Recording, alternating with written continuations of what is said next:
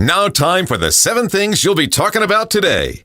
Number 7. A high school football game in Elmore County was postponed late in the third quarter after law enforcement discovered a threat of violence on social media. They actually stopped the game.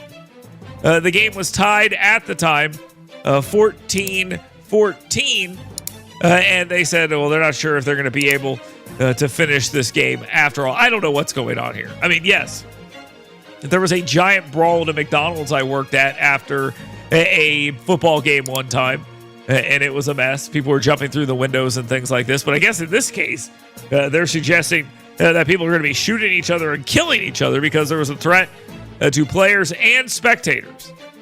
They don't know if the game will be resumed. And I'm going to tell you this right now.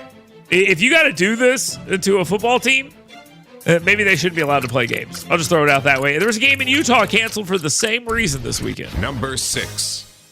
Former President Donald Trump has clarified that he will vote against a Florida ballot measure that would repeal the state's 6-week abortion ban, which, by the way, is the right decision. But it's the decision he should have came to first. I do agree with him that the 6-week abortion ban is too short, but the way they want to fix this is not the right way. But initially suggesting he might support it, his stance has received backlash from both sides. That's what happens when you flip-flop, highlighting historically inconsistent positions on abortion. And, you know, if they were smart, they'd probably also play up the fact that Kamala Harris is going through this whole thing, my values haven't changed thing, and Donald Trump's here flip-flopping as well. Might be worth pointing out if you were on the left.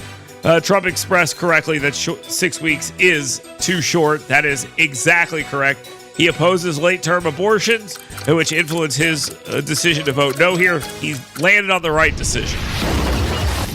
Number 5. Israel's Prime Minister Benjamin Netanyahu is being slammed by a conglomeration of Israeli protesters, anti-Semitic protesters, the media, and their Democrats for, quote, not doing enough, end quote, to free Hamas's hostages and end the war. However, it makes no sense. Israel has publicly agreed with multiple American proposals while Hamas has refused. And then they recently murdered 6 more hostages and dumped their bodies in terrorist tunnels before a rescue mission could save them. Well, acting president, because that's all he is, Joe Biden, complains while lounging on a beach chair on a Delaware beach that Netanyahu isn't doing enough. It's nonsense. None of this makes any sense. It is a silly argument being made by Joe Biden, and he should be mocked for it. Democrats are terrible on this. Terrible. Number 4. Speaking of terrible, Tab Bowling. Oh my God, how does one man suck so hard?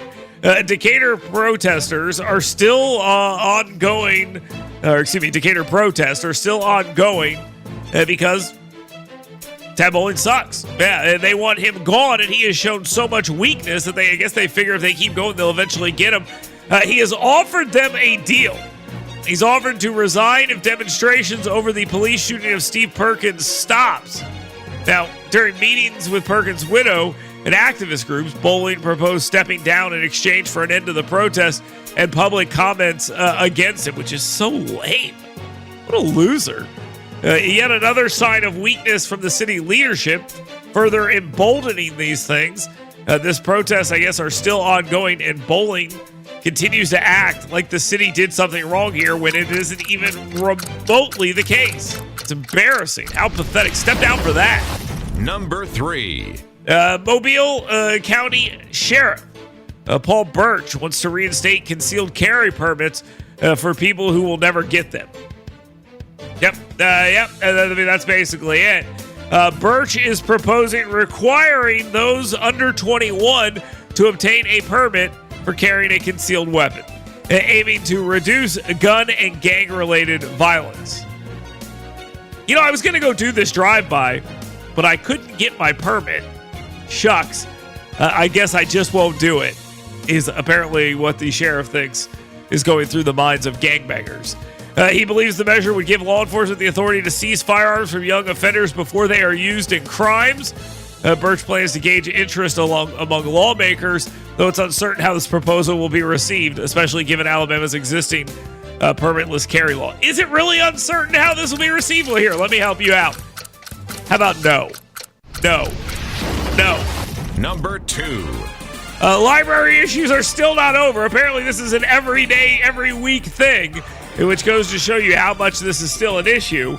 And the debate needs to continue apparently into the next legislative session, despite recent rule changes in Alabama libraries to regulate sexually explicit materials. Many lawmakers are planning further library reforms in the 2025 legislative session. You know, Trump should be talking about this. He should literally bring this up over and over and over again. That Democrats and the media, for some reason, insist on having all this sexually explicit material available to second graders. This follows a years-long controversy over sexually explicit LGBTQ-themed books and children's sections, with proposed bills including allowing local library board members to be removed more easily and repealing exemptions, ready for this, that public and school libraries have from obscenity laws. I mean, if you give a kid some porn and you're a librarian, you're good. Do we really need that law? Does that law really need to exist? Now, time for the number 1 thing you'll be talking about today. Because we obsess over national politics, it should be no surprise that Nate Silver's decision to change his prognostication again, which will probably happen one more time this week and 1,000 more times before the election, but polling guru Nate Silver has changed his mind. And if you're analyzing a race, as things change, your mind should change. That's how it works. If you're rooting for a team, then you say, yay, this person's going to win. If you're analyzing a race, it matters what's happening. Silver's latest forecast suggests that Donald Trump, the former president, is surging ahead of his opponent. Now, let's use the word surge, loosely here. In his analysis, although Harris leads Trump by 3.8 points in national polls, Silver's model gives Trump a 52.4% chance of winning in the Electoral College, despite other polls showing Harris leading. So, as I told you, 3.8 points in national polls. Silver's prediction differs from other surveys due to his analysis of recent trends, voter sentiment, potential debate performances, which I assume Harris is taking a big hit, because she sucks, and notes that Trump has gained momentum. So there's a lot of things happening here in Nate Silver's mind that opened this up to maybe a little bit more of a pro-Trump ending to all of this. I don't know if this is true. I don't know if this is true. I look at this and I just wonder to myself, is Trump really having a momentum thing? And then I went back and looked, and this was interesting. I went and looked at some of the momentum of some of the recent polls. Now, keep in mind, Kamala Harris was having sort of a renaissance here. Okay, so she was seeing a little bit. But over the last week or so, you have a little bit of a change here. And Donald Trump has gained on Harris in the last week. Does that momentum continue? I don't know, but we'll stay on top of this. We'll talk about it. I find Nate Silver to be a very interesting character. A lot of people don't like hearing what this guy has to say. I think that's a mistake. I think he offers up some interesting analysis, and I'm going to continue talking about it. So there it is. That's how it's going to work here on this radio program. You can continue, and you can weigh in. That's the beauty of this. How do you do it? Well, a couple different ways. 866-494-WVNN. 866-494-9866. That is the call-in number. You can also get it on the scoutpestcontrol.com WVNN hot take text line right there at 866-494-WVNN. Get your questions in for 10 with him, which today is 10 with M. You can get that in there. You've got mail. Yeah, email us, dale@WVNN.com. You can get in there on the downtownrescuemission.org email inbox as well. Get all of that in. We'll talk about all of this and the 7 things and your thoughts next. Stay tuned. Get WVNN's Dale Jackson's 7 things you should be talking about today right in your email box every morning. Go to yellowhammernews.com and sign up today.